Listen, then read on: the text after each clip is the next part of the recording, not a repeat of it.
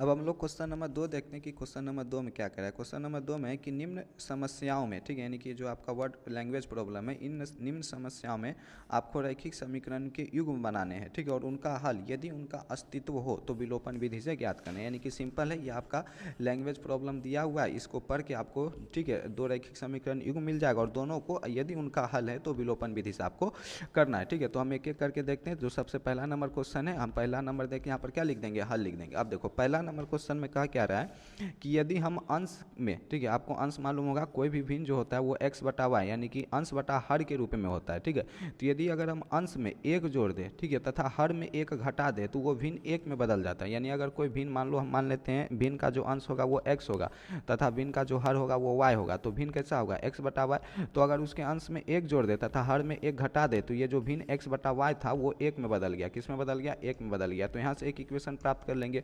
फिर दूसरा हम कहता है कि यदि हर में एक जोड़ दें, यानी कि जो मेरा भिन्न था उसके हर में सिर्फ हम एक जोड़ देते हैं तो वो 1/2 हो जाती है, यानी बराबर 1/2। यहाँ से हम दूसरा इक्वेशन प्राप्त कर लेंगे। फिर दोनों को हल करके विलोपन विधि से x और y का मान निकाल लेंगे। और हमको चूंकि कह रहा है कि भिन्न क्या है, तो भिन्न क्या था, x बटा वाई, तो x बटा वाई कर देंगे तो हमको क्या आ जाएगा, भिन्न आ जाएगा, ठीक है। तो करना कैसे, यहाँ पर मान लेना है कि माना भिन्न का अंश बराबर x, ठीक है, माना भिन्न का अंश बराबर x, ठीक है। तो माना भिन्न का अंश बराबर x, ठीक है। उसी तरीके से भिन्न का हर बराबर में हम मान लिए y, तो मेरा भिन्न कैसा हो जाएगा, तो भिन्न होता कैसे, भिन्न बराबर होता है अंश बटा में हर, ठीक है। तो भिन्न मेरा हो जाएगा x बटा में y।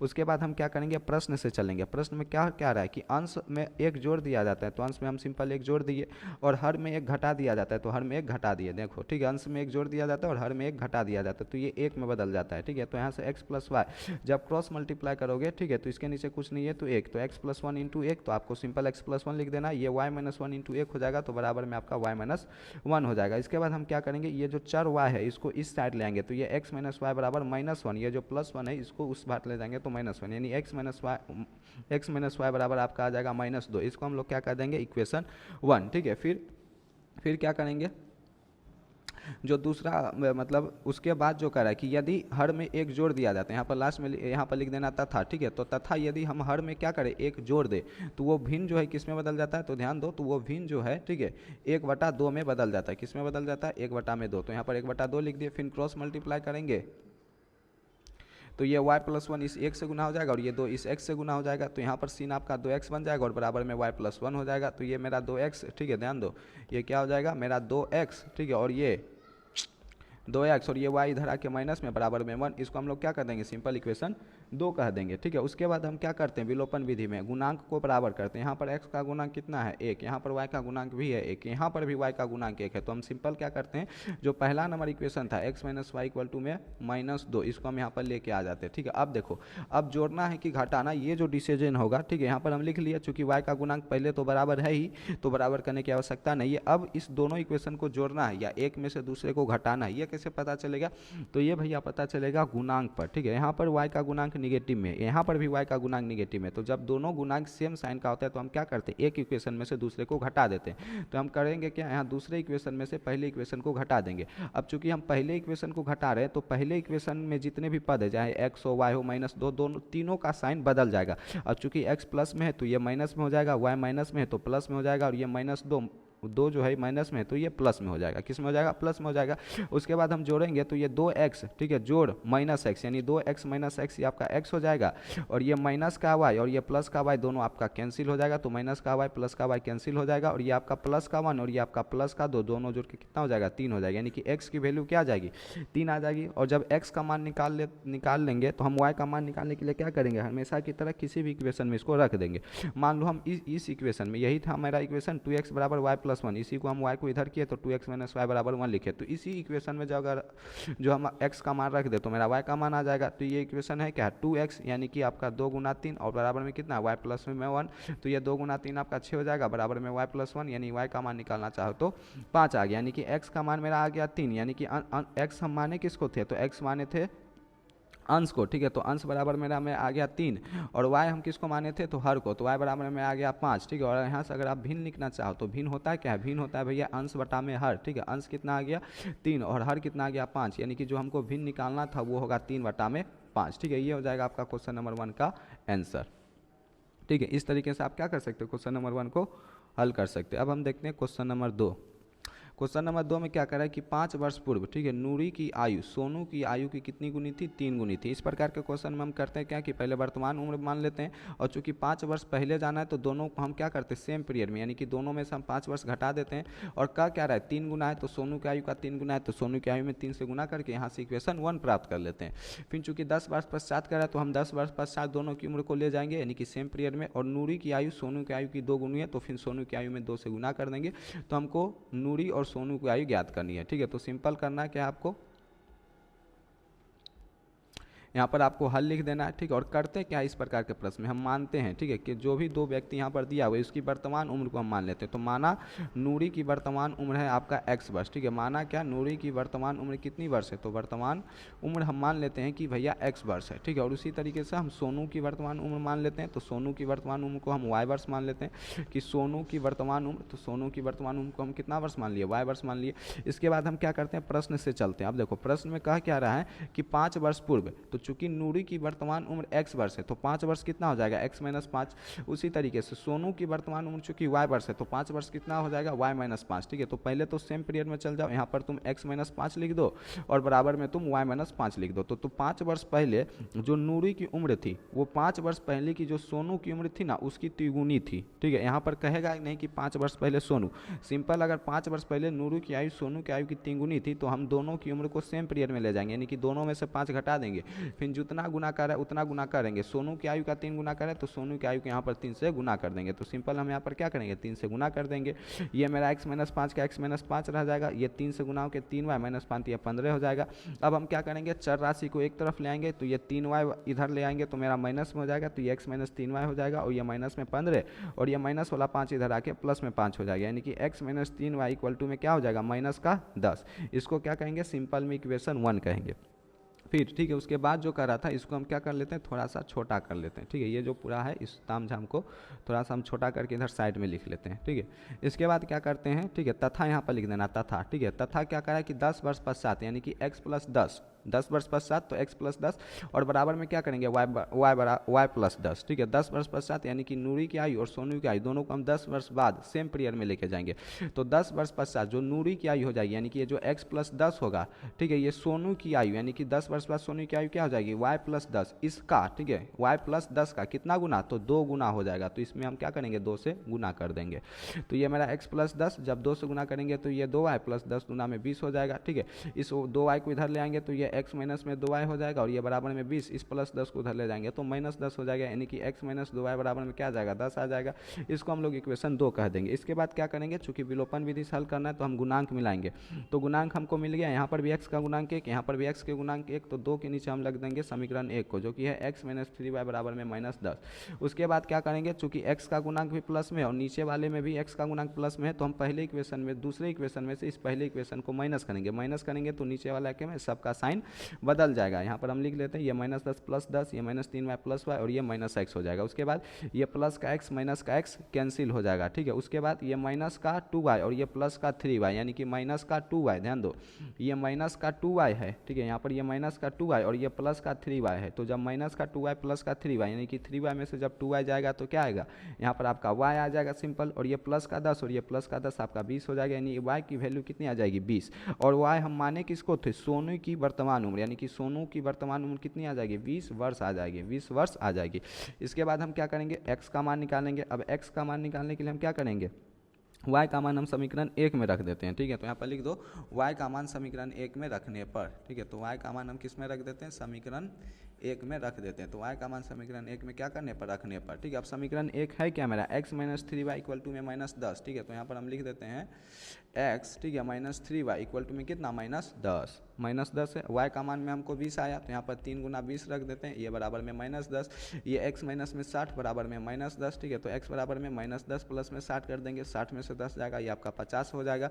x हम किसको माने थे ये कौन है नूरी, ठीक है। तो यहाँ पर लिख देना अतः, ठीक है, x किसको माने थे नूरी की वर्तमान उम्र, ध्यान दो x बराबर हमको आ गया 50 वर्ष, ठीक है, और y बराबर हमको आ गया 20 वर्ष। अब चूंकि x हम माने थे नूरी की वर्तमान उम्र तो नूरी की वर्तमान उम्र हो जाएगी 50 वर्ष और सोनू की वर्तमान उम्र हो जाएगी 20 वर्ष। तो यहाँ पर लिख देना अतः नूरी की वर्तमान उम्र, ठीक है, ये कौन है नूरी, ठीक है, सरल नाम भी नहीं देता है। तो नूरी की वर्तमान उम्र कितनी है? 50 वर्ष। तो यहाँ पर लिख देना नूरी की वर्तमान उम्र इक्वल टू में 50 वर्ष। ठीक है, और सोनू की वर्तमान उम्र हमको आ गया 22 वर्ष, तो यहाँ पर लिख देना सोनू की वर्तमान उम्र है 20 वर्ष। ठीक है, इस तरीके से आप क्या कर देना, लिख देना 20 वर्ष। ठीक है, अगर ये 5 नंबरिया में आता है तो आपको मिल जाएंगे पूरे 5 मार्क्स, और 2 नंबरिया में आ जाता है तो मिल जाएंगे पूरे 2 मार्क्स। ठीक है, इतना लास्ट तक आपको ये लास्ट में आता भी लिखना है कि नूरी की हो जाएगी 50 वर्ष और सोनू की हो जाएगी कितनी? 20 वर्ष। ठीक है, इस तरीके से आपका क्वेश्चन नंबर 2 क्या हो गया? कंप्लीट। अब हम देखते हैं क्वेश्चन नंबर 3।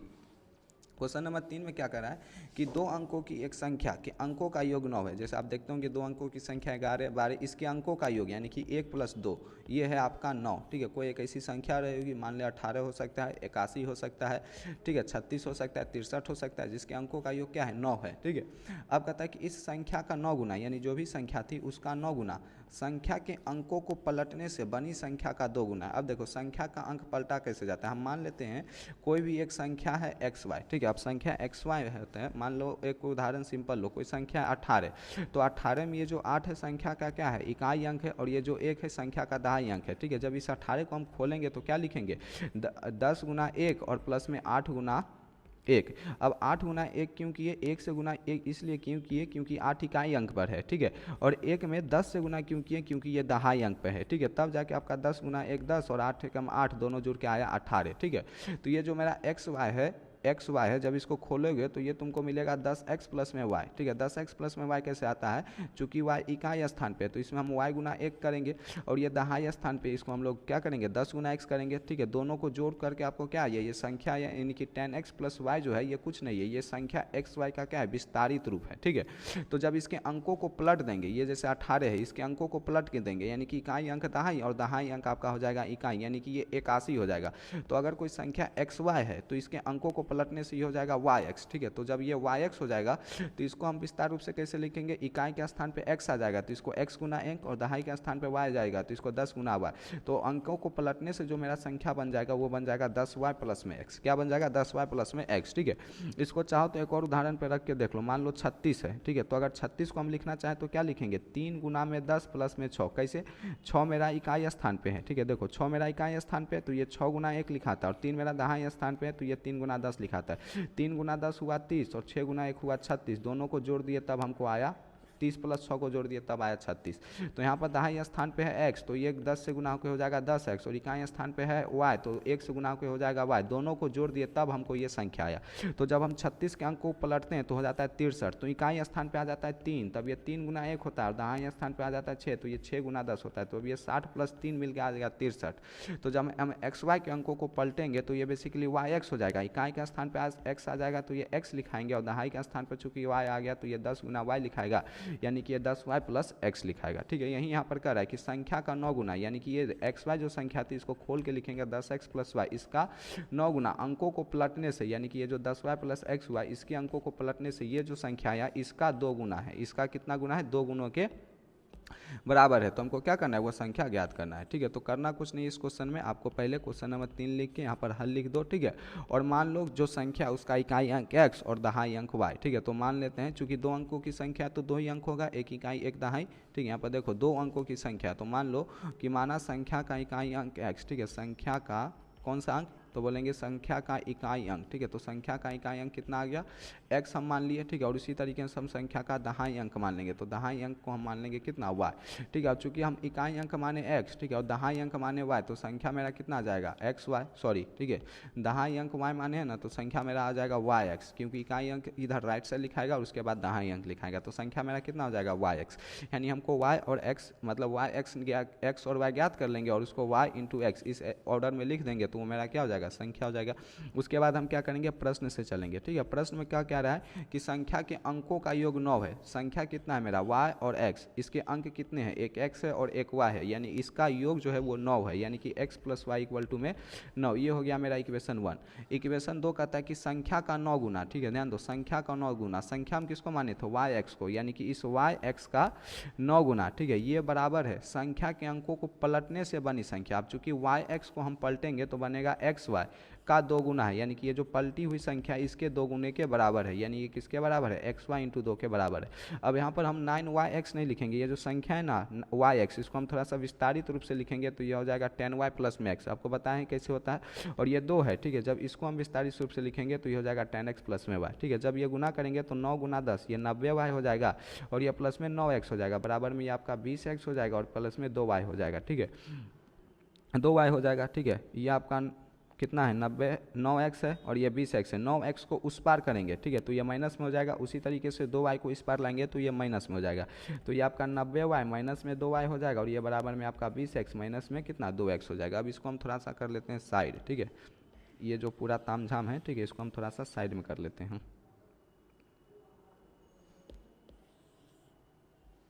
ठीक है। इसको हम क्या कर लिए, ऊपर कर लिए, ठीक है, और यहाँ पर से ये आपका x था और ये आपका 9 था, ठीक है। इसको भी हम और थोड़ा सा साइड में कर लेते हैं, ठीक है, ताकि यहाँ पर हम जगह बना लें और यहीं पर हम सारी चीज़ों को लिख पाए, ठीक है। तो यहाँ पर आपका सीन क्या बन गया, ये 90y माइनस में 2y हो गया, तो 90 में से 2y घटाएंगे तो कितना आ जाएगा, बोलेंगे भैया 88y आ जाएगा। और ये 20x में से कितना 2x घटाएंगे, ठीक है, 20x में से 2x नहीं घटेगा, 20x में से ये आपका 9x इधर आया है 9x, तो ये 9x घटेगा, 9x घटेगा तो ये आपका 11x हो जाएगा। अब देखो 88y बराबर आपका आया 11x, तो अगर हम x का मान निकालना चाहें तो ये 88y और ये बटा में 11 बराबर में x, ठीक है, यानी कि x का मान यहाँ पर आ जाएगा 11 88 8y, ठीक है। x का मान क्या आ जाएगा 8y हो जाएगा। इसको तुम कह देना सिंपल इक्वेशन नंबर 2, ठीक है, ये आ गया इक्वेशन नंबर 2। ये आपका equation number 1 x plus y बराबर में 9, ठीक है, और जब इसको हम सॉल्व किए तब ये आ गया इक्वेशन नंबर 2 x बराबर कितना 8y। अब इसको सॉल्व करने का सिंपल सा प्रोसेस है, चूंकि प्रतिस्थापन विधि से करना है या विलोपन विधि से करना है। चूंकि प्रतिस्थापन विधि से करना रहा तो हम तब क्या करते, सिंपल इस x के मान को यहाँ पर पुट करते और हल कर देते, लेकिन चूंकि विलोपन विधि से करना है तो आपको विलोपन विधि से ही करना है। यहाँ पर x को x रहने देना, ये x को x रहने देना, इस 8y को इधर करोगे तो माइनस का 8y हो जाएगा आपका 0। इसी को हम कहेंगे इक्वेशन 2, ठीक है। इसको मिटा दो, इसको नहीं कहेंगे, ठीक है। हम सोचे प्रतिस्थापन विधि रहता तो इसी को इक्वेशन 2 करके x का मान यहाँ पुट कर देते इक्वेशन 1 में, और सिंपल y का मान निकाल लेते, चूँकि हमको विलोपन विधि हल करना है। तो x minus 8y equal to में 0। अब इसी के नीचे हम जो मेरा पहला इक्वेशन है x plus y equal to में 8, इस 9 छोड़ो, इसके नीचे नहीं लिखना, हम एक और स्लाइड ले लेते हैं, ठीक है। अब हम करते क्या है, यहाँ पर देखो तो x का गुणांक कितना है 1 है, और यहाँ पर भी x का गुणांक कितना है 1 है, तो दोनों इक्वेशन को जोड़ते हैं, ठीक है, घटाते हैं। समीकरण 2 में से हम क्या करते हैं, समीकरण 1 को घटा देते हैं। तो यहाँ पर लिखना कि समीकरण 2 में से समीकरण 1 को घटाने पर, 2 में से, ठीक है, 2 में से क्या करते हैं 1 को घटाने पर। अब जब भी हम घटाते हैं तो कैसे करते हैं, चूँकि 2 में से घटा रहे तो समीकरण 2 को हम ऊपर लिखेंगे, यानी कि ये x minus 8y equal to में 0, इसको हम ऊपर लिखेंगे। और समीकरण 2 को घटा रहे हैं तो ये समीकरण 2 में से हम 1 को घटा रहे हैं, तो जो मेरा समीकरण 1 है इसको हम लोग नीचे लिखेंगे, यानी कि x plus y equal to 9, इसको हम नीचे लिखेंगे। और चूंकि हम समीकरण 1 को घटा रहे हैं तो समीकरण 1 के जितने भी पद है उसका साइन क्या हो जाएगा, बदल जाएगा, प्लस माइनस माइनस प्लस हो जाएगा। इस तरीके से ये प्लस वाला x माइनस वाला x कैंसिल हो जाएगा, और ये माइनस का 8y और ये माइनस का 9y, ठीक है, ये आपका माइनस का 9y हो जाएगा। ध्यान देखो, ये आपका माइनस का 8y है और ये आपका क्या है माइनस का y है, तो माइनस का 8y और ये माइनस का y, ये क्या हो जाएगा माइनस का 9y हो जाएगा। उसी तरीके से ये 0 माइनस 9 आपका माइनस 9 हो जाएगा, ठीक है, माइनस से माइनस कैंसिल हो जाएगा और y की वैल्यू निकालोगे तो 1 आ जाएगा। 9 एकम 9 कैंसिल होकर y की वैल्यू क्या आ जाएगा 1 आ जाएगा। उसके बाद हम क्या करेंगे, इस y के मान को किसी इक्वेशन में रख देंगे, ठीक है। मान लो हम y का मान रख देते हैं समीकरण 1 में, तो यहाँ पर लिखना है y का मान समीकरण 1 में रखने पर तभी मेरा x का मान आएगा। तो y का मान समीकरण कहाँ रखने पर 1 में रखने पर, समीकरण 1 है मेरा क्या x plus y equal to में 9, x को 1 रहने देते हैं, y का जगह 1 रख देते हैं इक्वल टू में 9, तो x की वैल्यू मेरा हमको क्या आ जाएगा 8 आ जाएगा। अब देखो हम x का भी मान क्या निकाल लिए 8, y का भी क्या मान निकाल लिए 1, लेकिन चूंकि हमको x और y नहीं निकालना है, हमको निकालना है संख्या। और बाबू हम संख्या किसको माने थे, तो संख्या हम माने थे yx को। संख्या किसको माने थे yx को। संख्या मेरा कितना है, संख्या मेरा है yx, ठीक है। तो y के जगह क्या रखेंगे 1 रखेंगे और x के जगह क्या रखेंगे 8 रखेंगे, तो 1 पर 8 18 हमारा आ जाएगा संख्या। और इस तरीके से आपका क्वेश्चन नंबर 3 हो जाएगा C4 कंप्लीट, ठीक है। अब हम देखते हैं क्वेश्चन नंबर 4। क्वेश्चन नंबर 4 में क्या कहता है कि मीना जो है, ठीक है, 2000 रुपये निकालने के लिए बैंक गई, ठीक है, मान लो स्टेट बैंक ऑफ इंडिया गए, ठीक है, और उसने खजांची क्या होता है समझते हो, जो कैशियर होता है ना, उसी को शायद हिंदी में खजांची कहते हैं, हम भी कंफर्म नहीं है, लेकिन खजांची का मतलब वही हो गया कैशियर। तो उसने खजांची से यानी कि कैशियर से 50 रुपये और 100 रुपये के नोट देने के लिए कहा, ठीक है, यानी कि वो कैशियर को कह रही है कि हमको 2000 रुपये निकालने हैं, लेकिन ये जो 2000 रुपये है ना, आपको हमको 50 रुपये और 100 रुपये के नोट में ही देना है। तो उसने कुल 25 नोट प्राप्त किया, यानी कि 50 और 100 रुपये के नोट, ठीक है, मिला करके जो 2000 मूल्य के होंगे वो कुल कितने होंगे, 25 होंगे, ठीक है। तो हमको ज्ञात करना है कि उसने 50 रुपये और 100 रुपये के कितने कितने नोट प्राप्त किए। तो करना कुछ नहीं, यहाँ पर हल लिख देना। हम मान लेते हैं कि उसने 50 रुपये के एक्स नोट प्राप्त किए, ठीक है, और 100 रुपये के वाई नोट प्राप्त किए। तो यहाँ पर लिख देना कि माना कि, ठीक है, माना कि 50 रुपये के नोटों की संख्या x जो उसने प्राप्त किए, तो माना कि 50 रुपये के नोटों की संख्या, 50 रुपये के नोटों की संख्या, ठीक है, किसकी संख्या, नोटों की संख्या, ठीक है, जो उसने प्राप्त किए कितना हो जाएगा, x हो जाएगा, ठीक है, और 100 रुपये के नोटों की संख्या, 100 रुपये के नोटों की संख्या कितना हो जाएगा, y हो जाएगा, 100 रुपये के नोटों की संख्या कितना हो जाएगा, y हो जाएगा, ठीक है, कितना हो जाएगा, y हो जाएगा। उसके बाद हम क्या करेंगे, प्रश्न से चलेंगे, ठीक है। प्रश्न में क्या करा है कि उसने कुल 25 नोट प्राप्त किए, यानी कि 50 रुपये के x और 100 रुपये के जो y नोट थे, दोनों को मिला के उसने कुल 25 नोट प्राप्त किए, यानी कि x + y = में 25, ये हो गया इक्वेशन 1। और उसने टोटल निकाले कितने रुपये, तो टोटल निकाले 2000 रुपये। अब देखो, मान लो आपके पास है, ठीक है, 100 रुपया, ठीक है, सॉरी, आपके पास मान लेते हैं 100 रुपये के नोट है और इस तरीके से 5 नोट है, तो आपके पास टोटल वैल्यू कितनी बनी, टोटल कितना पैसा है, तो बोलेंगे भैया 100 × 5 = में 500। उसी तरीके से अगर किसी के पास एक्स नोट है और वो एक्स नोट 50 रुपये के, तो टोटल उसकी कितनी वैल्यू हो जाएगी, तो 50 × x 50x। और वाई नोट है और ये वाई नोट कितने रुपये के, 100 रुपये के, तो टोटल वैल्यू कितनी हो जाएगी, 100 वाई हो जाएगी। और दोनों को मिला करके उसने टोटल कितने रुपये निकाले, तो बोलेंगे भैया 2000 निकाले, यानी कि जो दूसरा इक्वेशन हो जाएगा बेसिकली हो जाएगा 50x + में 100 y = में 2000, ठीक है। समझने का प्रयास करना। उसने 50 रुपये के नोटों कितने निकाले, x, तो 50 रुपये की नोटों की संख्या है x और नोट कितने के हैं, 50 रुपये के, तो इसकी टोटल वैल्यू कितनी हो जाएगी, 50x, ठीक है। जैसे 10 रुपये के नोट है, मान लो, और इस तरीके से 2 नोट है, तो टोटल वैल्यू कितनी हो गई, 10 × 2 = 20। उसी तरीके से 50 रुपये की नोटों की संख्या x और कितने के नोट है, 50 रुपये के, तो वैल्यू कितनी हो जाएगी इसकी, 50x, ठीक है। और उसी तरीके से y रुपये के नोटों की संख्या y और ये कितने के हैं, 100 के नोट है, तो टोटल वैल्यू 100y, और दोनों को मिला करके 50x और 100y, दोनों वैल्यू को मिला करके उसने टोटल कितने रुपए निकाले हैं, 2000, यानी कि 50x + 100y बराबर में हो जाएगा 2000। जब इसको सॉल्व करोगे तो 50 क्या करो, दोनों से कॉमन ले लो, तो ये x + में 2y बराबर में कितना हो जाएगा, 2000, ठीक है। 50 से ये काट दोगे तो तुम्हारा चल जाएगा 40 बार में, यानी कि x + 2y बराबर में आ जाएगा 40। इसको मान लेना इक्वेशन नंबर 2 और इसी के नीचे तुम लिख देना इक्वेशन नंबर 1, ठीक है, क्योंकि x का कोफिशिएंट तो बराबर ही है। और उसको क्या करना, सिंपल घटा देना, तो घटाओगे तो साइन आपका बदल जाएगा, बताने की जरूरत पड़नी नहीं चाहिए। x + x - x कैंसिल हो जाएगा, इस 2y में से ये y जाके y जाएगा, तो यहाँ पर 2y में से -y होकर आपका y आ जाएगा, 40 में से 25 जाके आपका 15 आ जाएगा, यानी कि y की वैल्यू आ जाएगी 15। और y हम माने कितने थे, 100 रुपये के नोट को, यानी कि वो जो 100 रुपये के नोट जो वो कैशियर से लेगी उसकी संख्या कितनी हो जाएगी, 15 हो जाएगी। और चूँकि हमको 50 रुपये की नोट भी ज्ञात करने हैं कि 50 रुपये के कितने नोट है, तो 50 रुपये की नोटों की संख्या हम किसको माने थे, x, यानी कि हमको x का मान निकालना है। और x का मान निकालने के लिए हम क्या करेंगे, हमेशा की तरह y का मान समीकरण 1 में रख देंगे। y का मान कितना आया है, 15, तो x + y बराबर 15, ठीक है, सॉरी, x + 15 बराबर ये समीकरण 1 कितना है, 25, यानी x बराबर मेरा आ गया 25 - 15, यानी कि x बराबर में 10, ठीक है, x बराबर में 10, यानी कि जो मीना थी, ठीक है, उसने कैशियर से 50 रुपये के 10 नोट लिए और 100 रुपये के 15 नोट लिए। अब देखो तुम वैल्यू पुरा लो, अगर वो 50 रुपये के 10 नोट लेती है, यानी कि 50 रुपये की जो नोट होगी उसकी टोटल वैल्यू 500, और 100 रुपये के 15 नोट लेती है, यानी कि 100 रुपये की टोटल वैल्यू हो गई 15 × 100, यानी कि 1500, और दोनों मिला के कितने नोट प्राप्त किए, कितने रुपये प्राप्त किए, तो 2000। देखो 2000 यहाँ पर भी, 2000 यहाँ पर भी, यानी कि 50 रुपये की वो कितने नोट लेगी, 100, ठीक है, और सॉरी 50 रुपये के वो नोट लेगी 10, ठीक है, और 100 रुपये की नोट लेगी 15। तो लास्ट में लिख देना कि अतः 50 रुपये की नोटों की संख्या 10, ठीक है, और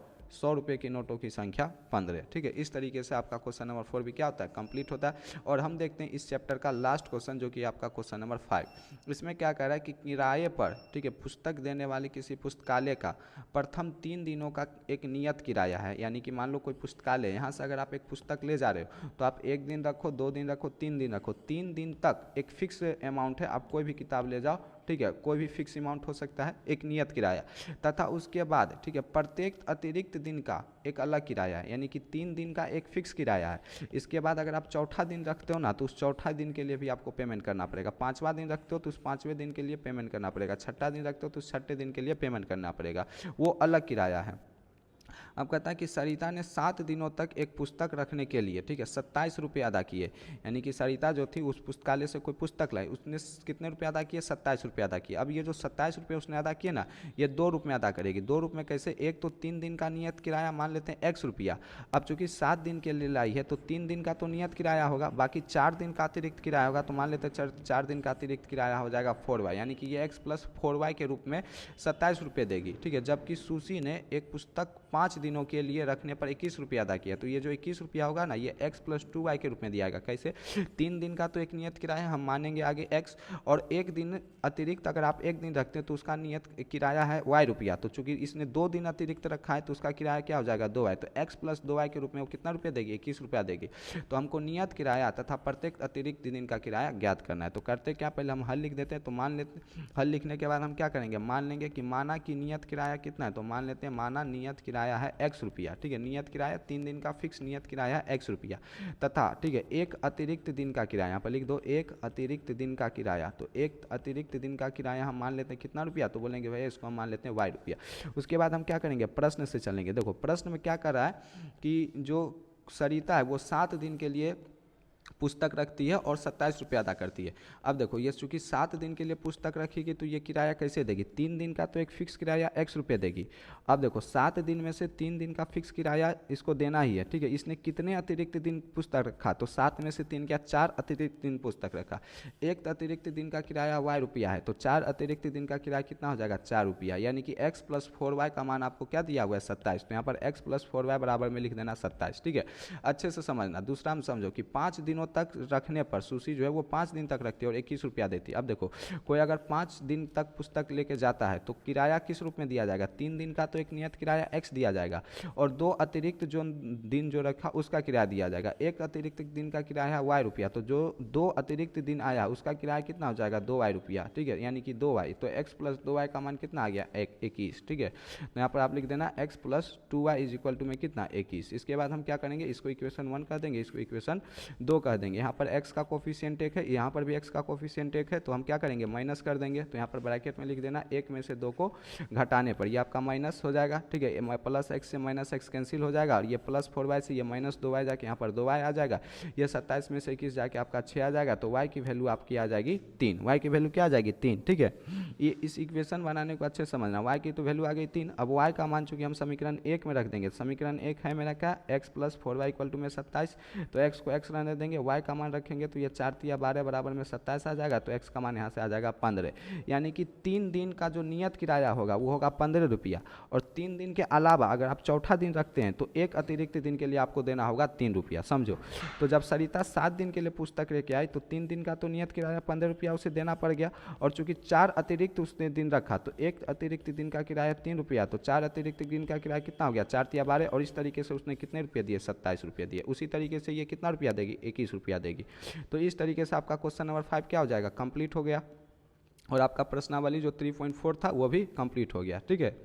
करना कैसे था आपने समझ लिया कि आपने नियत किराया मान लिया, अतिरिक्त किराया मान लिया, ठीक है। नियत किराया चूंकि 3 दिन के लिए था तो 4 दिन इसने अतिरिक्त रखा तो ये 4y हो गया, और इसने 5 दिन के रखा तो 3 दिन का नियत किराया और 2 अतिरिक्त दिन का किराया दोनों मिला के आपका 21 आ गया, ठीक है। हमने इसमें विलोपन विधि से सॉल्व कर दिया तो x का मान 15 और y का मान 3 आ गया, तो नियत किराया आपका 15 और एक अतिरिक्त दिन का किराया आपका आ गया 3, ठीक है। इसी तरीके से आपका क्वेश्चन नंबर 5 क्या हो गया कंप्लीट हो गया, और प्रश्नावली 3.4 भी आपका क्या हो गया कंप्लीट हो गया। अब नेक्स्ट वीडियो में हम देखेंगे कि वज्र गुणनखंड विधि से किसी भी रैखिक सममितीय निकाय को कैसे हल किया जाता है, और इसी के साथ प्रश्नावली 3.5 को देखेंगे, ठीक है। इस वीडियो में इतना ही, मिलेंगे हम आपसे एक नई वीडियो में।